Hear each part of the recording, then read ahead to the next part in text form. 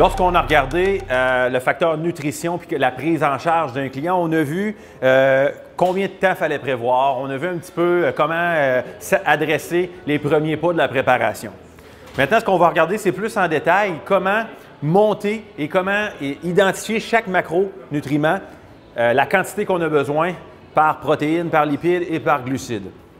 Évidemment, ça va être individuel à chacun, mais il y a quand même des règles générales, comme j'ai mentionné, qui vont s'adresser à vos clients ou à vous-même. On va commencer par les protéines, qui est, je vous dirais, le facteur le plus important lorsqu'on parle de masse musculaire et de rétention de masse musculaire. Donc, évidemment, les protéines, ça va nous servir un peu de matière première pour la construction de nos muscles. Donc, évidemment, si les protéines peuvent bâtir du muscle, les protéines peuvent aussi rétentionner le muscle. Donc, ça va être très important d'avoir un apport assez élevé en protéines durant la préparation.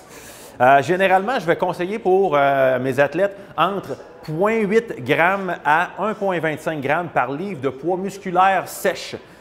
Pourquoi sèche? C'est toute la différence. Si on prend un athlète de 200 livres, à titre d'exemple, qui a besoin de perdre, disons, une trentaine de livres, bien, ce 30 livres-là, ce n'est pas un 30 livres qui va répondre aux protéines. Son 30 livres, c'est un 30 livres sous forme adipeux, sous forme de gras.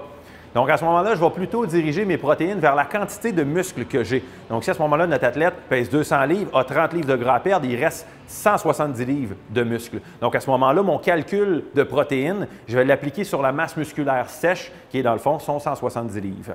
Donc, ça va être important de faire ce calcul-là. Entre 0,8 et 1,25 g de protéines par livre de poids maigre.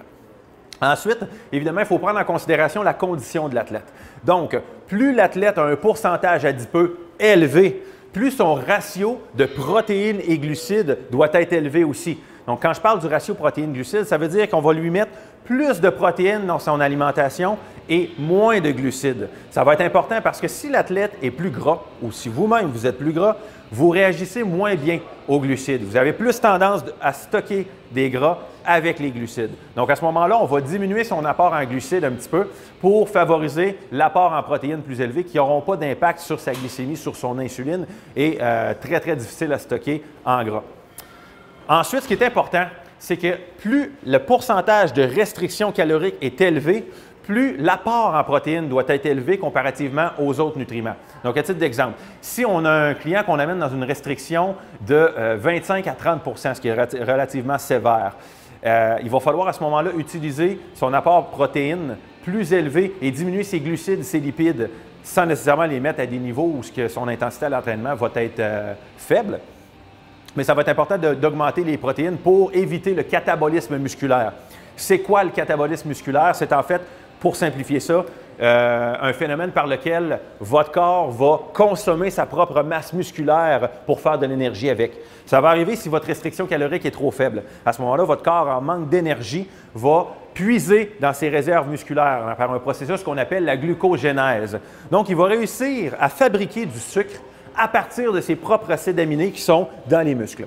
Donc, à ce moment-là, c'est important de contrer cet effet-là en augmentant les protéines. Donc, les protéines que vous allez perdre, les acides aminés dans vos muscles, vous allez pouvoir les renouveler en ayant une consommation protéique plus élevée. C'est important parce que le catabolisme musculaire, c'est ce qui nous guette beaucoup durant une préparation de compétition avec une fréquence d'entraînement élevée, des calories qui sont à la baisse. Donc, à ce moment-là, il faut faire attention si on veut pouvoir conserver sa masse musculaire, qui est un des objectifs de la préparation et du plan alimentaire à ce moment-là. Donc, pour les protéines, je reviens, je généralise 0,8 g à 1,25 g par livre de poids musculaire sèche. Très important. Pour les lipides maintenant, qui va être le deuxième macro qu'on va regarder dans l'alimentation, qu'on va considérer, c'est important qu'on implique les lipides à un certain niveau relativement élevé parce que les lipides sont la source primaire d'énergie du corps. La plupart des gens pensent que c'est les glucides, mais c'est totalement faux. Les glucides deviennent la source primaire lorsqu'on pratique une activité ou un exercice d'intensité très élevée. Mais lorsque vous dormez, lorsque vous marchez, vous travaillez, la majorité du temps, ce que vous consommez comme énergie, c'est des acides gras, donc du gras. Et votre gras qui est stocké dans vos cellules. À ce moment-là, par individu, je vais conseiller environ 20 à 40 de l'apport calorique total sous forme de lipides. Et pourquoi l'apport est aussi variable entre 20 et 40 c'est que c'est vraiment selon l'individu. Il y a des individus qui vont avoir besoin d'un niveau de lipides plus élevé pour fonctionner, d'autres plus bas À ce moment-là, ça, c'est vraiment de tester avec l'individu. Mais par contre, il y a quand même certains systèmes qui vont influencer la consommation de lipides. À titre d'exemple, la condition de départ. Si vous avez un athlète qui, dès le départ, a une masse graisseuse élevée, à ce moment-là, ça va être important d'augmenter le ratio de lipides pour diminuer le ratio de glucides. Okay? Donc, évidemment, comme j'ai mentionné au niveau des protéines, on ne pourra pas mettre un facteur, pas un facteur, mais plutôt le nutriment des glucides élevé dans son alimentation. Puisqu'il ne réagit pas bien, il y a plus de chances de stocker des gras. Donc, à ce moment-là, on va remplacer son énergie sous forme de glucides, on va la remplacer par des lipides. Donc, si un individu commence sa préparation avec un taux de gras élevé, on considère plus de lipides dans son alimentation, un petit peu moins de glucides. Par ailleurs aussi, il faut considérer dans notre ratio de lipides la quantité de gras saturés. Parce qu'il existe 3 grands groupes de lipides. Les gras saturés, les gras monoinsaturés et les gras polyinsaturés. À ce moment-là, ces 3 groupes-là ont une action sur le système hormonal, le système nerveux, musculaire, cardiovasculaire. C'est important d'avoir un apport équilibré là-dedans. Généralement, je vais conseiller un apport en graisse saturée de 30 à 40 %. Oui, parce que la plupart des gens pensent que les graisses saturées sont mauvaises, mais pas tout à fait. Lorsqu'elles sont dans une consommation qui est bien balancée et un apport glucidique qui est aussi balancé avec les lipides, les gras saturés peuvent être bénéfiques pour justement le système cardiovasculaire, le cerveau, le système nerveux, la production d'hormones. Donc, c'est très important d'avoir une bonne balance au niveau des lipides. 30 à 40 % de gras saturés de l'apport en lipides total. Et au niveau des lipides total dans les calories, on va parler de 20 à 40 % environ. Ensuite, il y a un autre nutriment qui est très important et qui est l'enjeu, je vous dirais, plus ambigu dans une préparation, c'est les glucides. Les glucides, en fait, sont un apport d'énergie principal lorsque les exercices ou l'activité devient très intense, particulièrement lorsqu'on lève des poids. Évidemment, lorsqu'on parle de glucides, les gens aussi associent glucides à prise de gras, ce qui est tout à fait faux. Les glucides sont un outil, comment je pourrais dire, c'est un outil qui ressemble un peu à un couteau à 2 tranchants. Ils peuvent être ce qui va vous amener dans votre meilleure condition, comme ils peuvent aussi être ce qui va détruire votre condition. Donc, il faut faire attention à leur utilisation. Évidemment, il y a différentes manières d'utiliser les glucides dans la diète. La première manière que je pense et qui est très efficace, c'est le carb cycling. En fait, le phénomène de cycler ses glucides selon la journée. Généralement, lorsque je prends un client et que je l'embarque sur un carb cycling, je vais diviser 3 journées. Okay? Donc, ça peut être une journée qui est élevée en glucides, une journée qui est moyenne en glucides et une journée très basse en glucides, voire aucun glucide. Et je vais diviser ces journées selon la journée d'entraînement.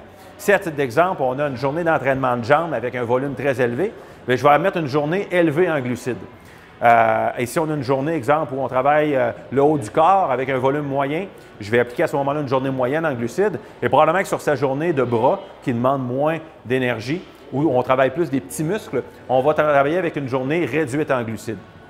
Pour ce qui est de la quantité de chaque journée, ça va dépendre de l'athlète en général. Évidemment, plus son volume de masse musculaire est élevé, plus il va bénéficier d'avoir une quantité de glucides plus élevée.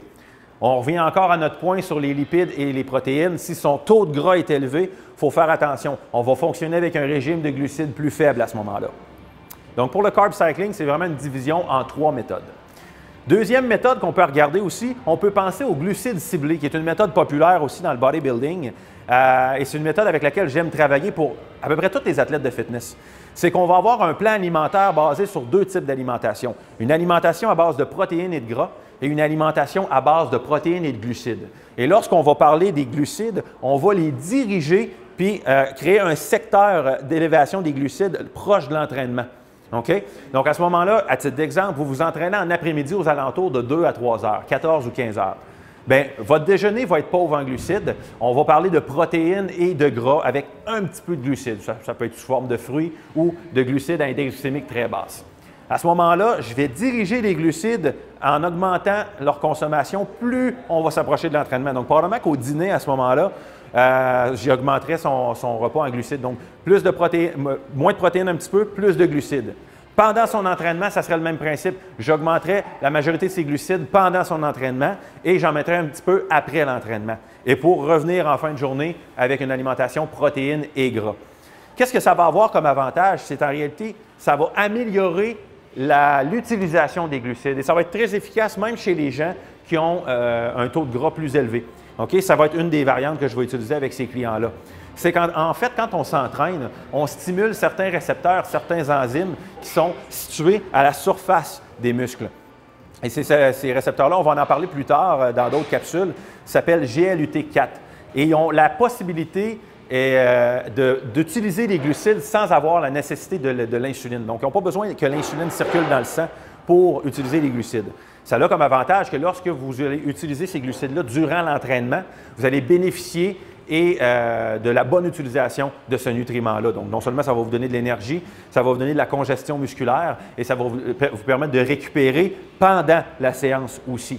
Donc, ça peut être très utile. Donc, la méthode où on va cibler les glucides peut être utilisée pour une réduction en glucides précoce. Si, exemple, dans le début de la préparation, on doit déjà réduire les glucides, bien, je vais à ce moment-là prendre les glucides restants et les amener proches de l'entraînement.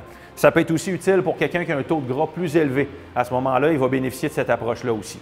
Donc, c'est une deuxième tactique. Troisième tactique qu'on peut utiliser aussi, ça va être la division par repas. La division par le repas, c'est une méthode assez populaire et très simple en fait. C'est qu'on va prendre la quantité totale de glucides qu'on a besoin par jour et on va la diviser par le nombre de repas qu'on a à faire dans la journée.